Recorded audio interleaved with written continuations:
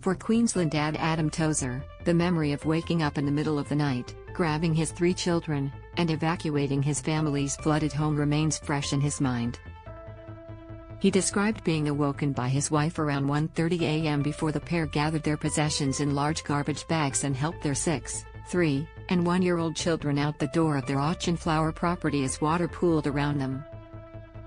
That night we knew the water was sort of creeping up and we sort of sat together for 5 minutes and said, rightio, we better grab as much stuff as we can, he said.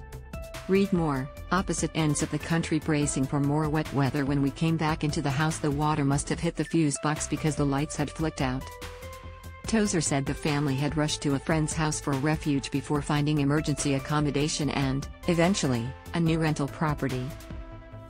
We didn't see it coming, and when it did happen, it felt like we were the only ones who had to leave. There was nobody on the road, everyone was bunkering down, he said. Almost 6 months later, the family is still embroiled in insurance company claims as their home sits unoccupied and unlivable, accumulating mold in the walls and ceilings from the impact of the floods.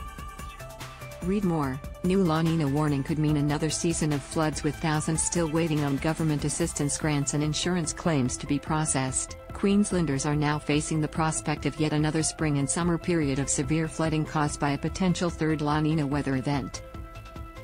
Tozer said while he fears his home will be flooded and damaged again, it's waiting for help from insurers that is causing prolonged headaches. It's a worry for everyone really, he said of the incoming rain. I suppose it brings back the uncertainty of it more than anything. To be honest, my fatigue is around dealing with the insurer and the scope of work needed to be done to repair the house.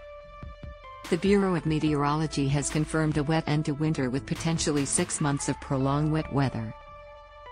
We haven't seen any of the ground dry across most of Queensland, so that means the soil remains quite moist and we can see flooding, Laura Buchel from the BOM said. That means we are gearing up for a period that could see quite a bit of flooding over Queensland.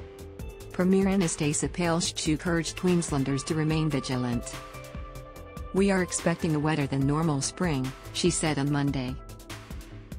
These conditions could be similar to the conditions we saw over summer this year. We don't want Queenslanders to be alarmed, but what we do want is people to be prepared. When asked if he has considered selling his Auchenflower home ahead of more potential floods, Tozer said once his house is repaired the family will return. The fact of the matter is, with property prices and things like that, buying another place on higher ground. We're gonna just do our best and try to get our place rectified and raised, he said.